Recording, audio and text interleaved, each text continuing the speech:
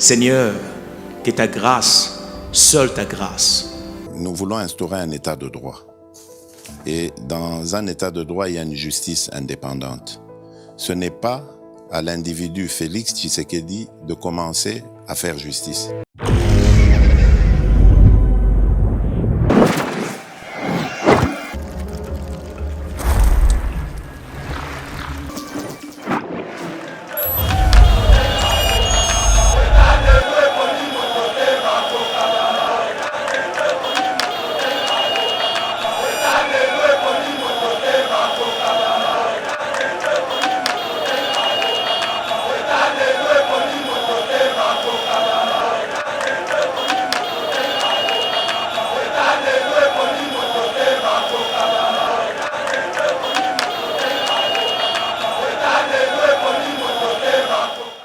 Bon, il faut que ça soit président de la République. Pour te pas qu'il y ait un coup d'État, président de la République a aucun été. Président de la République a sorti les forces armées, président de la République a sorti le service de sécurité, Babunda, Nandenge Basala Moussala Bango sous les drapeaux pour qu'il y ait la paix. Parce que ce qui est président comme il a aussi armé pas Bundate. Quand vous avez un ministre de l'enseignement primaire, Azoki Manambongo, 2 millions de dollars par Brazzaville. On apprend que Nakatia Sak Nemakanya Brazzaville avait 2 millions de dollars. Pour soulager moi, population, moi, Mouké. Parfois, tu n'as pas. Tu vas s'endetter, tu vas t'endetter pour soulager. Mais non, oui, les Bakongo, Ozanga Motema, Ozanga Mawa. Ozanga Mawa. Ozanga un monsieur très, très, très dangereux. Très dangereux. C'est malheureux. C'est pourquoi vous allez comprendre que la Sénégal combattait beaucoup plus le président de la République. Parce que dans le cas de Willy Bakonga, il y a un bon, il y a donné ces choses. Pour ressentir l'état de coup. Pour ressentir. Ce qui te suit à Mosumba ou à Lingakima. Oui, est-ce que vous voyez à Lingakima a combien? C'est une discipline. Il y a un député dans l'autre. Malgré il est du FCC, ça c'est l'éveil patriotique. On défend l'esprit patriotique. Malgré tous ces députés sont du FCC. Bango de basane gouverneur nga abeso le natinda kiote que je kabila kotanga te ko yeba ko loba français te. Ce n'est pas à moi. Mais qu'est-ce que tu es en train de faire Zoé?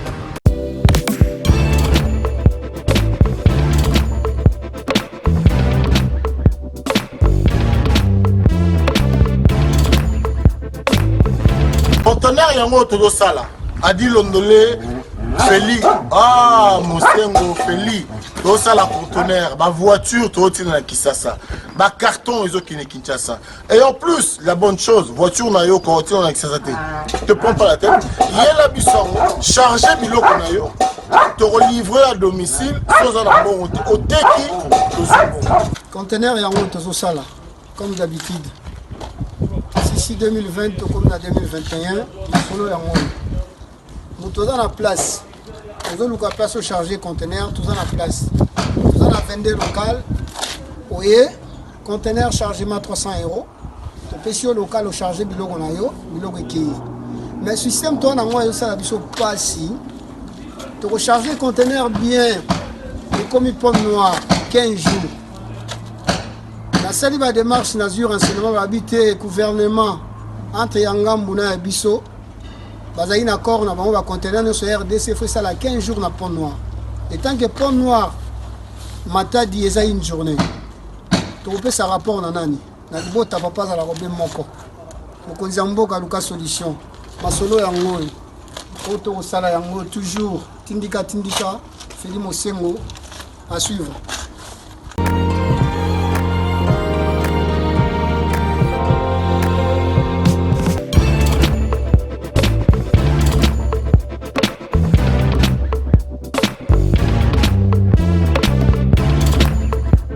Bonjour peuple congolais, merci na plus de 100 000 abonnés na biso na kati ya éveil patriotique. Tu as la raison, tu as dit que éveil patriotique ezali vraiment éveil patriotique na ko éveiller conscience ya peuple congolais. 25 à 30 minutes aux anabino face à la caméra lelo parce que kandolo azana nanda wazoya bomo na mabete karate bazo sala émission kafu na Benjamin na mondi derrière la caméra ndeko nanga Steve Konde oyo asalié ndeko na biso Francis Kamanda na kacha Diobour. Voilà, tout ça ne veille patriotique. Des violences et de guerre à l'est de la République démocratique du Congo. Et ça, loko oh, ça li baisse na ba réseaux sociaux, ba vidéo etamboli, missile et ça ko lancement.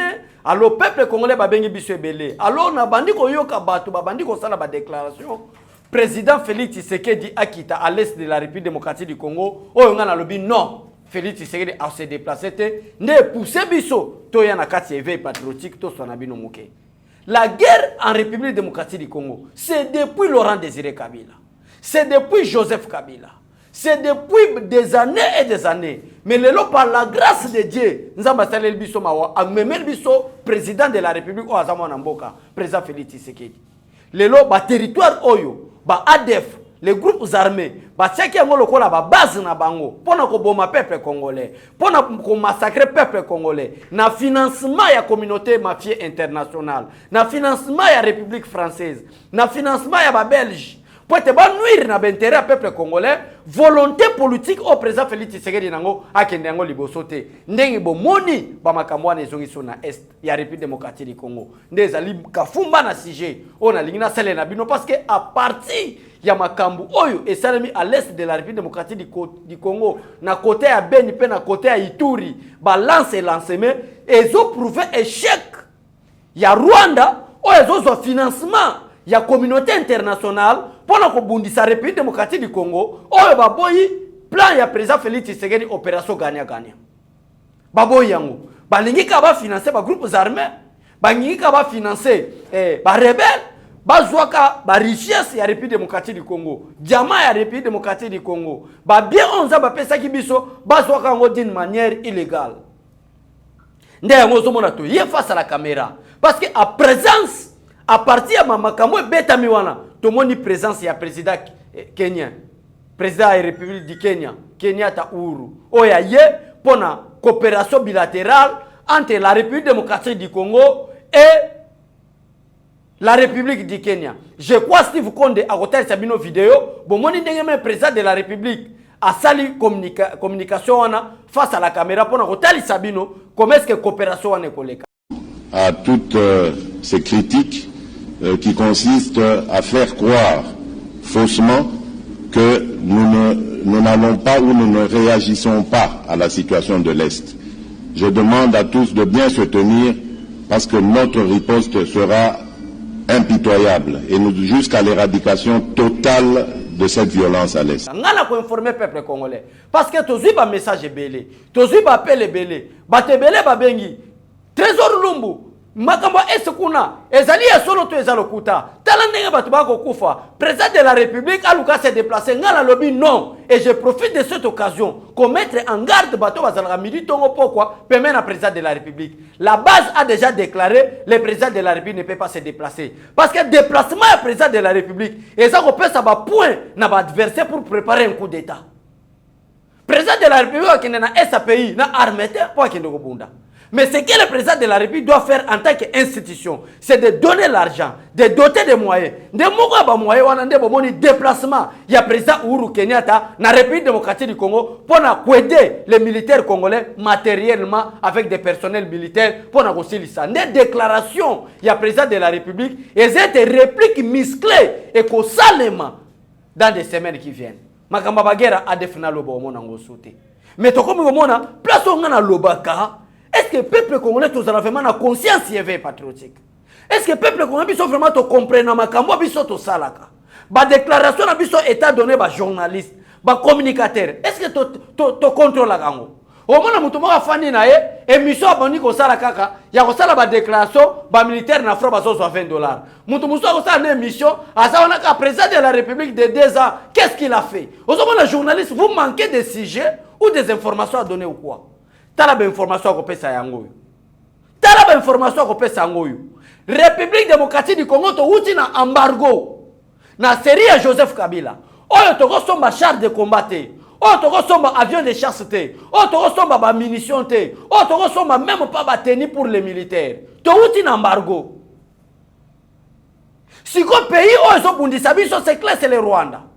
Mais Rwanda to bundisa biso d'une manière intellectuelle. Azi, autochtones, c'est-à-dire des Congolais. On a tête, il y a des mouvements ou il y a des groupes armés. Mais les financements, les moyens, les paiements, ils sont en Rwanda via la France et la Belgique. On lit aux la journalistes, on peut ça éveil patriotique. On éveille conscience au peuple congolais. Na makambo biso to sala na éveil patriotique na yeba TV yo wanezate. Yo faut que na ki gourmandisme ko kende ko senga mbongo pour ya ko contrer bonne volonté politique ou ezali en marche pour aider le peuple congolais. On ya ko nuire bonne volonté politique ou c'est pas président de la République pour te Congo soit développement, Congo soit changement. Wana bino bokomona te. Metala makamba ko lobela nde yango yo.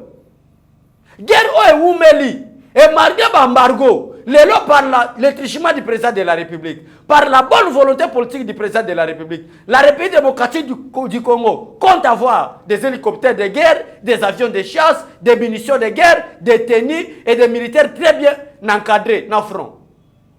Wana, monde bazo le belangote.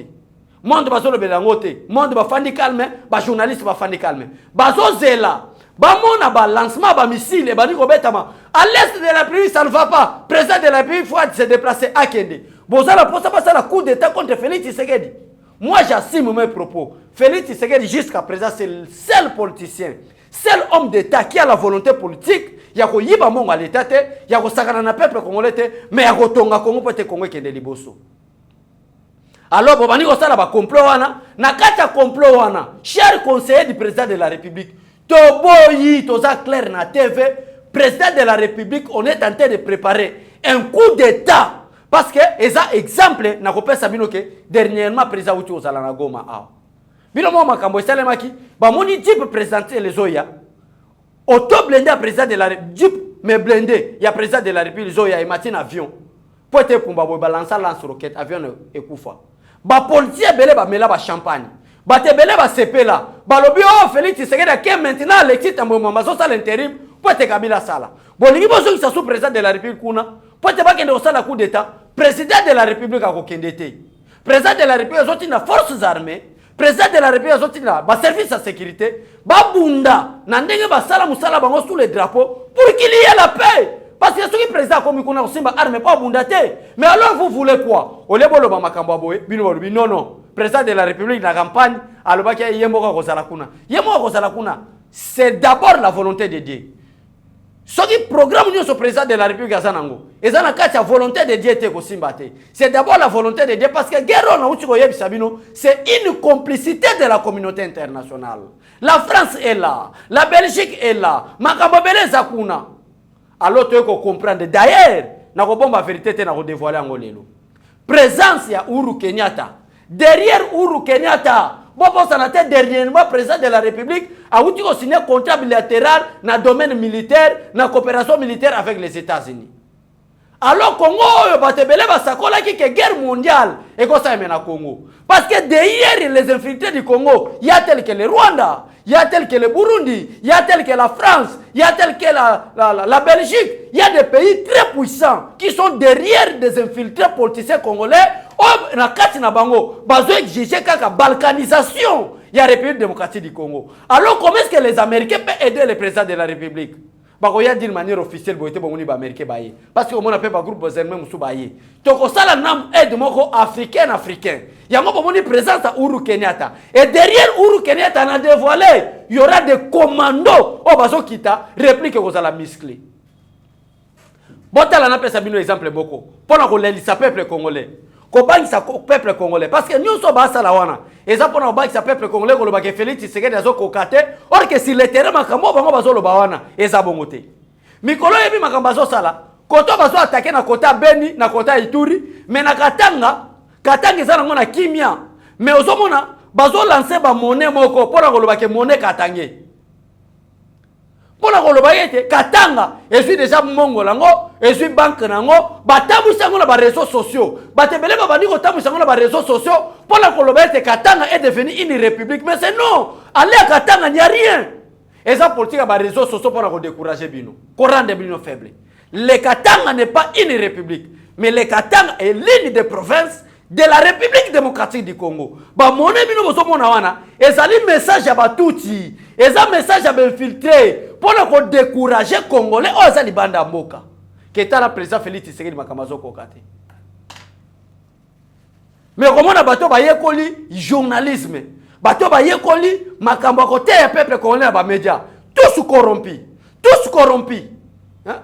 Bango nyonso corrompus, bazo bundate par rapport à l'intérêt général. Bazo bundate par rapport à kosunga mboke kende liboso. Bazo bundate par rapport à changement. Mais ça bazo bunda par rapport à l'intérêt na bango, par rapport à ventrologie na bango. Wana nde makambo bazo bundela. Nde yango zo mona Félix Tshisekedi est beaucoup plus combattu na degré moko akosakana te. Félix Tshisekedi a combattu na degré moko peuple congolais, vous n'avez aucune idée. Parce que seule personne pour le moment, en dehors de Félix Tshisekedi, ça c'est j'ai même ma tête à couper. En dehors de Félix Tshisekedi, pour le moment je parle bien. Il n'y a aucun politicien qui est tenté de lutter pour être peuple congolais à son développement. Pour être peuple congolais à l'ongwa na chômage. Il n'y a que Félix Tshisekedi. C'est pourquoi nous sommes derrière le président de la République. Armée nous se kouta na Orient, na Occident, na gauche, à droite, devant ou derrière. Boko kouta na biso na nzela pe to répliquer. Tu vas répliquer. Tu vas répliquer, je vous dis la vérité. Bino Bosolo va changement.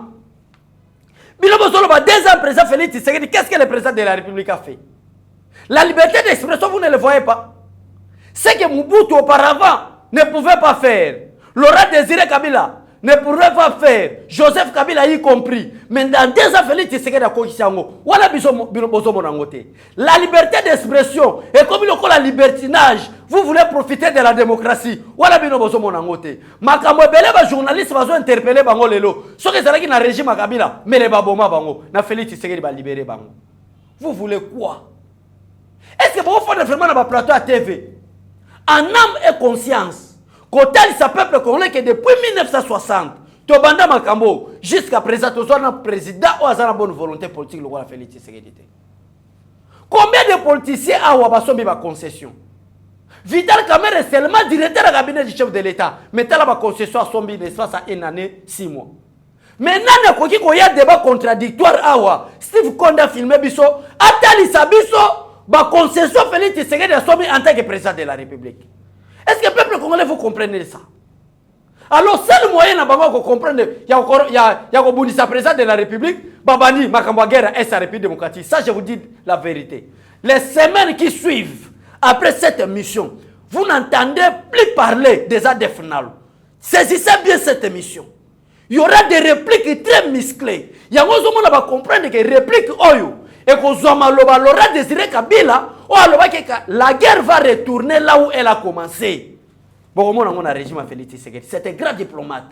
Berero Laurent Désiré Kabila Zaolo ba Félix Tshisekedi Zaolo bangote. C'est un diplomate. Oui, c'est la différence. Même il y a Félix Tshisekedi, na Laurent Désiré Kabila. Félix Tshisekedi c'était diplomate, Laurent Désiré Kabila était commerçant de minéraux. Ndé ngozo mona ke réplique au Félix Tshisekedi ko sala, c'est que to komi na suka, to komi na état faiblesse, to sala nini, to corrompre ba journaliste baba na ko zoma loba président loba na moment ya campagne. Pour te baba na ko expliquer peuple congolais, Félix Tshisekedi loba ke akoya awa fanda awa. Mais azo ya te pona nini? On est en train de préparer un coup d'état. Ça j'attire l'attention des conseils du président de la République que à ce moment grave où il y a des violations, où il y a une complicité de la communauté internationale. Son Excellence, Félix Tshisekedi ne peut pas se déplacer pour aller à l'est de la République démocratique du Congo. Parce qu'il va préparer un coup d'État. Toboyi, Félix Tshisekedi va se déplacer.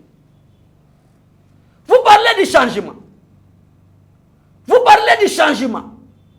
Qui vous a dit, chers journalistes, chers communicateurs, les hommes intelligents, les hommes sages, qui vous a dit que le changement dans un État qui se respecte, ça dépend seulement à l'institution présidente de la République? Qui vous enseigne cela? Ça vient d'où? Qui vous a dit que le changement, c'est le président de la République seul? Non. Le président de la République, étant donné garant de la nation, a ses responsabilités. Mais le changement, c'est pour nous tous.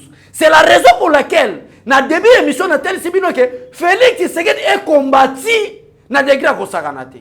Mais Bino n'a pas besoin de changement. Comment est-ce que tu peux se développer? Ceux qui voulaient Bakonga, à ceux qui m'ont ya Congolais, plus de 2 millions, na kacha valise, peuple congolais. Et ça l'a passé.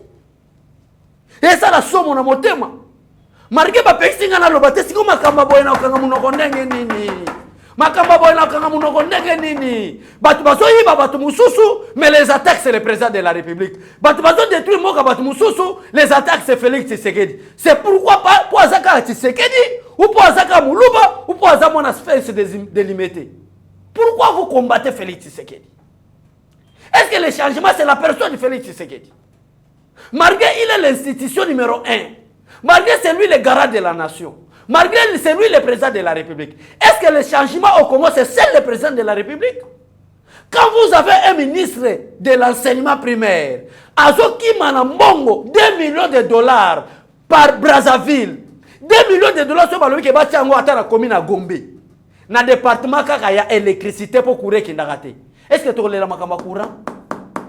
2 millions de dollars sont dans la régie des eaux. Qui chasse dans la régie des eaux. Mais dans la kacha valise, il y a Willy Bakonga. Alinga Kendenango na Brazzaville. Où sont des journalistes? Où sont des journalistes? Oh, balinga réveil patriotique. Oh, baluka diabolisation. Vous êtes où pour expliquer les peuples congolais? Vous êtes où? 2 millions de dollars. Où est le compte bancaire ya Willy Bakonga te, cher internaute, pour comprendre nga na ganga, et ça na somo, et ça na posa kolela. Et au moment donné, nous prions ça, mais c'est une malédiction d'être congolais ou quoi? Na makambo aboyezo salima. 2 millions. Ce n'est même pas un compte bancaire de Willy Bakonga. Ce n'est même pas un moyen na ye. Donc les amis mbongo oyo, azakola la longo na ndako. Du fait que l'inga ki maki manango, valise plein, ba dollar na ba dollar paie 2 millions. 2 millions, 2 millions. Si vous comptez, si la vidéo, il y a grand frère Nabiso Jekoko. Bon, mon vidéo, pour mon makambo, biso tozoloba. Que biso toloba ya pambate. Après vidéo, on a tout expliqué. Bonjour. Je suis en train de suivre avec beaucoup d'attention le feuilleton Willy Bakonga. Mais là, moi, ça va passer dans mon thème. Il y a des ceux-là dans le réseau, parce que moi, aventure. Mais ce monsieur a joué avec notre pays, il a joué avec la vie de nos enfants. Ministre, il y a enseignement. Azumbongo allié. Les enseignants impayés. Nos enfants à côté Moboulou. Du coup, il se retrouve à Brazzaville, à Kiminae, à Vuboatou, à Wakatiakei. Tout le monde en aventure. Et puis, Makamou, ça, dans le ministère, est belé, Makamou, et Salami. Il y a un autre qui na IGF. Il faut pas auditer le ministre Nyo sur Babimaki. Bango Nyo, il faut pas auditer Bango. Ce n'est pas normal. On ne peut pas jouer avec tout un peuple comme ça. On ne peut pas jouer avec notre pays comme ça, comme si on était dans une salle de jeu, comme nous sommes côté ça l'aventure dans une zone accueillie. Nyo soit ça retombe sur qui? Sur la population. Nyo soit ça retombe sur qui? Sur les chefs de l'État. Parce que yende à ça là. Compte à rente dans la population en 2023, les pauvres, avec volonté de Sozaranango. C'est malheureux. Et on apprend que Nakata Sakne Makanya Brazzaville avait 2 millions de dollars. Bisoba Otamsoso Bundaka pour soulager moi, population, moi, Mouké. Parfois tu n'as pas, tu vas s'endetter, tu vas t'endetter pour soulager. Mais non, Willy Bakongo, Ozanga Motema, Ozanga Mawa, Ozanga Mawa. Oza un monsieur très, très, très dangereux. Très dangereux. C'est malheureux. Il y a un autre la ministre Boye Sika Oyo. Tous ma priorité des priorités.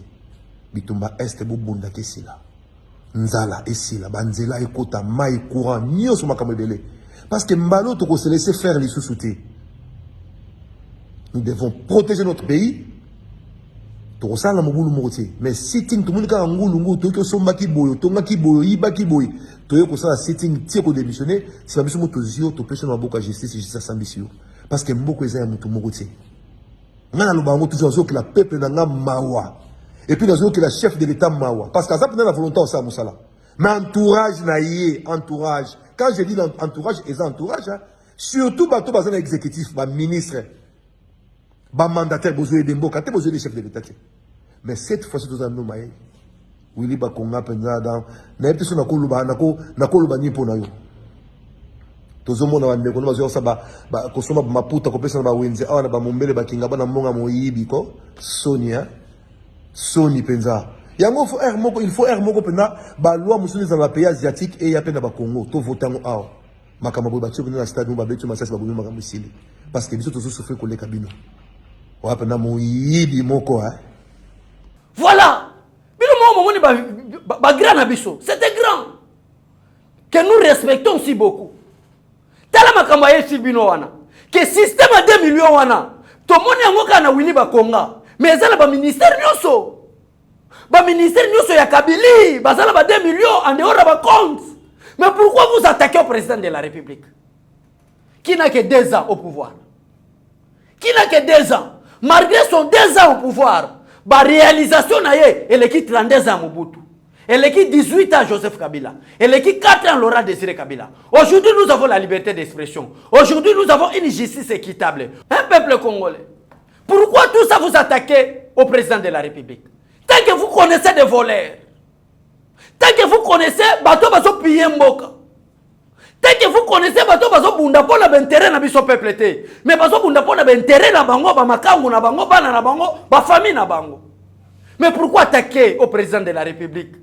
Est-ce que vous avez un impact il y a 2 millions de dollars? Un peuple congolais. Impact il y a 2 000 dollars à un pays très pauvre comme la République démocratique du Congo. 2 millions de dollars. On peut construire combien de sauts de moutons pour l'invoquer embouteillage? 2 millions de dollars. On peut construire combien d'écoles pour te battre dans la gratuité, battre calmement. 2 millions de dollars. On peut construire combien de routes secondaires?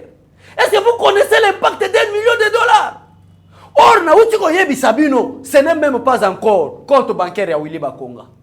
Et ça, ministre à un pays très malheureux, à un pays où sa population souffre sérieusement, à un pays où les parents sont incapables de l'université, à un pays où les parents souffrent de vente ya makala, na vente ya soso, na vente ya pétrole, difficilement. Mais un ministre chez lui a 2 millions de banques, 2 millions de dollars, sans compter dans la banque. Peuple congolais, vous comprenez des dangers. Peuple congolais, vous comprenez des avantages. On est allé seul ministre Willy Bakonga l'enseignement. Ce qui t'ont vu à Mosumbayo à Lingakima. Oui, est-ce que vous avez Lingakima na combien? Hein? 2 millions de dollars seulement à Willy Bakonga. Oh, tu as la route secondaire. La République démocratique du Congo, depuis que on a vu sur la diaspora, tu as na boulevard Moko. Quand 24, on est bandit côté à présidence. Et il y a 24 tout un triomphal. Triomphal est tout un Sendwe. Sendwe tout un Lumumba, tiens qui aéroport. Jour où Zamba ko confondre bino. Umula makase noki, boyandi le bukani, bat bazala accès. Ya okene na aéroport international te parce que boulevard est Moko. Or que tous un espace tout à faire et à fleuve. Que en dehors, il y a boulevard Lumumba, tu as la boulevard Moussousi à Mounene plus beau, il y a le boulevard Lumumba, tout autour de fleuve, ou à Bimati aéroport. Mais Mongo est Bimati parce que Mongo est dans la poche à Willy Bakonga. Parce que Mongo est dans la poche, il y a Mos Mbayo. Parce que Mongo est dans la poche, il y a Zoé Kabila. Toloba, Banawana Batangate. Toloba, journaliste Moussouba Bengi Bisoba, moi, il y a président Félix Tshisekedi. Parce qu'on essaie de dire la vérité au peuple congolais. Et vérité, tout ça, on va se foutre à bisopété. Tout ça, on gratuitement par l'esprit patriotique. Par l'esprit patriotique. Par l'esprit, il y a la esclave. Il y a bateau qui va balkaniser Mboka. Par l'esprit, il y a comme un bakoro to koufi. Banana biso va regretter que pourquoi biso to sala ba parana na bango pour to tiki bango esclavagisme. C'est cet esprit-là qui nous anime. C'est cet esprit-là qui nous conduit. Il y a la vérité que non, NON, nous devons soutenir le président de la République. 2 millions de dollars. Nazo Zela Amongo a clarifié. Parce que 2 millions de dollars, on a fridolé en bongo. Na ba école fictive. Oh, yo, inspection générale à finance à Monaco. C'est pourquoi vous allez comprendre que la Sénégal combattait beaucoup plus le président de la République. Parce que dans le cas de Willy Bakonga, il y a un bon il y a donné choli. Vous ressentir l'état de droit. Vous ressentir. Un bon doit nous expliquer clair. Dans un état de droit, même vous êtes religieux, même vous êtes pasteur, même vous êtes évêque, même vous êtes cardinal. Dès qu'il y a des infractions, la justice doit vous interpeller. Nous attendons Willy Bakonga et Willy Bakonga va nous expliquer. Il collaborait avec qui, avec quel prêtre, avec quelle autorité de l'Église catholique pour que l'Église catholique puisse avoir plus de 9000 écoles fictives. C'est très dangereux pour la République. C'est très dangereux pour la République. C'est très dangereux, je vous dis la vérité, pour la République. Après, on a banzala na yo. Nana yebina noté que destruction, na construction, et je vois que ça moulaye c'est la construction. Pour la retourner ça chose facilité. Mais pour la détruire, n'est-ce pas, s'il y a 200, si vous voulez détruire, vous détruire Congo, KO. KO. Oyebi ba service ya recette. Souffrance ni ba mona pour récolter à 500 000 $. Hein? Avec l'esprit au Kabila tikela biso na mboka oyo Congolais alinga ko futa mpa côté. Boyebi ba DGDI, ba DGA, ba service ya recette. Pote mbongo e kote belé na caisse ya l'état. Boyebi ba difficulté ni beaucoup na bango. Car na loyenge boye Amos Mbayo buf na poche alinga ki mababenga ni na aéroport. Car na loyenge boye buf Willy Bakonga na boîte pe na 0R. Na kende Brazzaville avec 2 millions de $. Est-ce que vous comprenez cette émotion? Est-ce que vous comprenez c'est quoi je voulais expliquer par rapport à ça? Tout le monde parle l'électricité. Tout le monde parle le courant. Tout le monde parle, y compris des journalistes. À l'est de la République démocratique du Congo, on paye les militaires 20 $. Tout le monde en parle. Mais personne n'en parle les 2 millions qu'on peut donner à nos FRDC, qu'on peut acheter des logistiques. Mais c'est dans la poche à Willy Bakonga. On a personne n'en parle. Des journalistes corrompus, des politiciens corrompus, des escrocs politiques, des indisciplinés. Parce qu'avoir 2 millions de $, dans la poche, n'a contribuable congolais. Vous êtes vraiment un mal éduqué politique. Ça, c'est le terme approprié pour vous. Des voleurs. C'est un terme approprié. Il y a un moment du fait que tous les radicaux, on vous attaque là où vous avez volé. Depuis que j'ai commencé l'émission, jusqu'à ce que je vais chuter. Mais tous des indisciplinés, des mal éduqués politiques, des gens qui n'ont pas de sens d'humain, des gens qui n'ont même pas l'amour.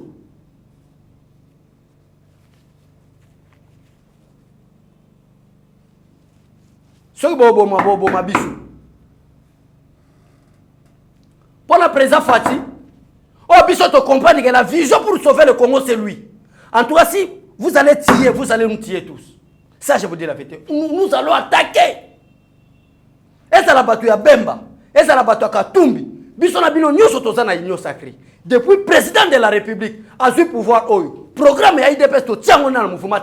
Parce que tozo kabola programme na bino. Personne. Allégation na média. Alors Babila Félix Tshisekedi. Surtout si vous êtes de Katumbi de Bemba. Ce jour-là, vous allez comprendre. Parce que tu partages le bilan. Tu partages le bilan de la coalition FCC Cash. Tu partages maintenant, tu as partagé ce bilan Katumbi Bemba na IDPS.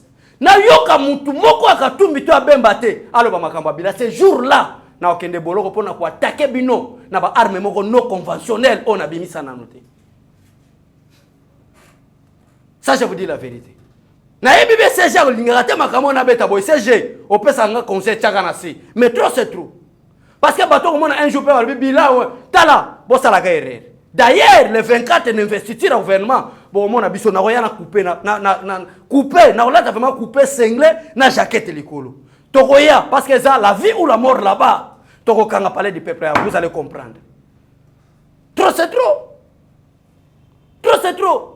Comment est-ce que bato bayema korongulo na 97? Hein? Bato famille na bango kuteye banate. Vous voulez blaguer avec toute une nation, avec tout un peuple. Félix Tshisekedi est un souffrant. Félix Tshisekedi est un mobolate. Ndenge batu musuba wuti zamba direct à la présidence. Ayebi même tenir baliaka na fourchette.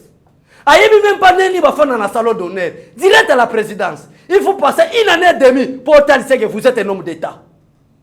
Les gens comme un multimilliardaire. Vous attaquez un homme qui a été bien éduqué et qui est bien édité. Vous attaquez un homme qui a la volonté politique. Vous attaquez un homme, tantôt Moulouba wana, akonyatabino lokola nkayasa, tantôt mwana wana, atanga kela cité. Nani déjà moni, Félix Tshisekedi atana compte $1 million. Lokola ba wili ba kongo lokola ba mosu mbayo, o ba linga ba kima. Na ba mbonga ba joueur ya ba makabu. Bo yeba. Ndeko makabu yako kita, to soutenir yo parce que mosu mbayo, alinga kima na ba makambo ya sali ya mabe. A supposez-vous que gouvernement ya Kabila ta Kabila sana pouvoir Bazalaki 70 ministres. Et que chaque ministre par 2 ans, parce que 2 millions oyo, na 2 ans, oka ba nommé Willy Bakongande a tiango na poche. Que par 2 ans, chaque ministre a sa koyiba na 2 millions. Combien de millions de dollars? Et l'ingé tonga Congo. Combien de millions de dollars? Et l'ingé ça la industrie. Combien de millions de dollars? Et l'ingé tonga baso de moutons. Combien de millions de dollars? Et l'ingé sunga service national. Mais qui n'a pas poche ya bamiibi, peuple congolais, réveillez-vous. Réveillez-vous.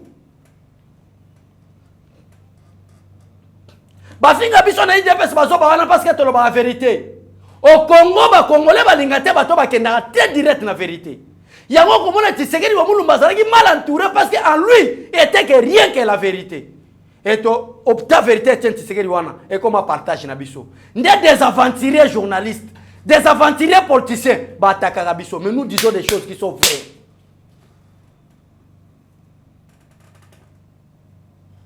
Nous disons des choses qui sont vraies.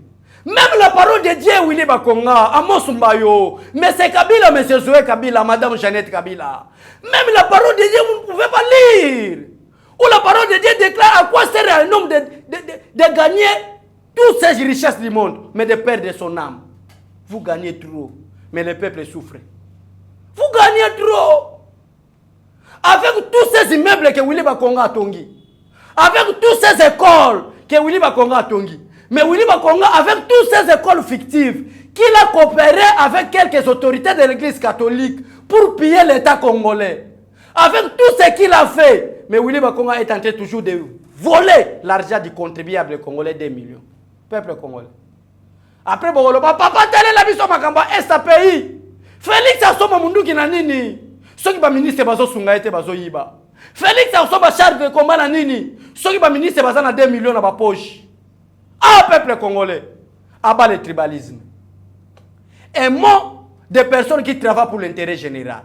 Évitons le tribalisme au milieu de nous. Wana tokotonga Congo ekende musika. Bozu bien discipliné bo tia bango na ba institution mboka. Bon, c'est exemple le col Zoé Kabila. Est-ce que, monsieur le président de la République, maintenant il faut déléguer le ministre de l'Intérieur à que nous regardions la situation et les gens à Lualaba. Bah, député à Lualaba, Steve Condé, Lualaba c'est là où Zoé est gouverneur, non? Hein? Oui, merci beaucoup Steve Condé. Zoé Kabila, on a Steve Condé à Sungyo Zomona, n'est que tu travailles en parfaite communication na Katia Yeba TV. Zoé Kabila c'est na Tanganyika. Bah, député à Tanganyika va comprendre que Zoé Kabila est réellement un indiscipliné politique qui ne peut pas assumer la fonction du gouverneur. Mais c'est gouverneur. Qui n'a même pas l'expression. L'expression, je ne parle pas que l'expression, c'est l'art de gérer. Mais qui n'a même pas une expression. Il a se présenter devant les élus du peuple. Bah, professeur, on va dans la assemblée provinciale à Tanganyika. Bah, universitaire, on va dire que dans l'assemblée provinciale à Tanganyika. Bah, lui, que c'est une honte pour la province de Tanganyika d'avoir Zoé Kabila comme gouverneur. C'est regrettable. Quoi il faut faire? Il faut motion de censure contre lui. Bah, destituer. Zoé Kabila t'a donné un indiscipliné de naissance. Ensuite, bah, militaire à Tindi. Un policier qui touche un député provincial. Ça, c'est quel pays, ça? Parce que Zoé Kabila Tindi Bango. C'est pourquoi, dans 5 ministres de l'Intérieur, a délégué les policiers plus vite que possible. Le président de la République a délégué Christian Chiwewe na Lubumbashi lelo bakatakatanga esila batikalaka na polémique moko katanga kozala division na réseaux sociaux mais si les plans actifs comme ça kuna eloko moko ya malunga ezosalema te ya balkanisation. Tanganyika Zoé Kabila biso bato tindaki otanga te soko zangi babotio bazanga kotangisa yo eza fonction gouvernement ozwa te. Est-ce que ngana za la problème ya betide na yo ngana za la problème incompétence na yo te Zoé Kabila? Ça c'est une indiscipline. Yako kanga un député l'enzoto malgré il est du FCC, ça c'est l'éveil patriotique. On défend l'esprit patriotique malgré tous ces députés sont du FCC. Bangonde basane gouverneur nga abesho na tinda kiote que Zoé Kabila kotanga te ko yeba koloba français te. Ce n'est pas à moi. Mais qu'est-ce que tu es en train de faire Zoé Kabila? Tala bomoni elo côté. Ataba docteur balobi ki abesho le ganga te par le sang de l'agneau. Makila Yesu parce que nous avons l'esprit patriotique. Nous sommes là pour défendre le président de la République. Toko ganga midi moi tongo na keboye na yoki sho erreur na bengi Steve Konde face à la caméra frappe pena ko panza bino na loba keke na ko beta Moïse Katumbi blast moko bou ya yo kita na union sacrée akangi monoko pena pekisa me ko loba sou bila président de la République parce que to partager bilan na bango et bongo yo moi Zoé Kabila parce que les actes que vous êtes en train de faire Zoé Kabila ce n'est pas un homme politique de le faire. Envoyez des députés. Vous voulez créer insécurité là-bas ou quoi? Vous voulez créer une rébellion ou quoi? Mais c'est ça la démocratie. Où sont des journalistes qui parlent de la démocratie? Est-ce que c'est Félix Tshisekedi qui l'a envoyé? A-t-il Zoé Kabila Poite à qui ne empêcher honorable les élus? Non. Trop c'est trop. Il est temps que les grands Bandundu puissent se réveiller. Les grands Équateurs puissent se réveiller. Les grands Katanga puissent se réveiller. Les grands Kivu puissent se réveiller. Il est grand temps. Les grands Kassai puissent se réveiller pour reconstruire notre pays. Il est grand temps. Tribalisme, haine, jalousie. C'est la bassesse, ça n'avancera pas la République. Derrière moi, Namboka, qui a la volonté politique, qui a un programme, il y a un peuple congolais pour être Kikongwe Kende Liboso. Mais en ce qui concerne les voix du président de la République, Naboyi, président de la République au Kende. Nous attendons les militaires kenyans au Bazo Kende Kuna parce que vous vont préparer des coups d'État. Que Dieu protège par le sang de l'agneau le président de la République démocratique du Congo. Que Dieu protège le peuple congolais. Pourquoi pas les plateaux de l'éveil patriotique? Au nom de Jésus, amen et à tout à l'heure. Au revoir. Seigneur, que ta grâce, seule ta grâce. Nous voulons instaurer un état de droit. Et dans un état de droit, il y a une justice indépendante. Ce n'est pas à l'individu Félix Tshisekedi de commencer à faire justice.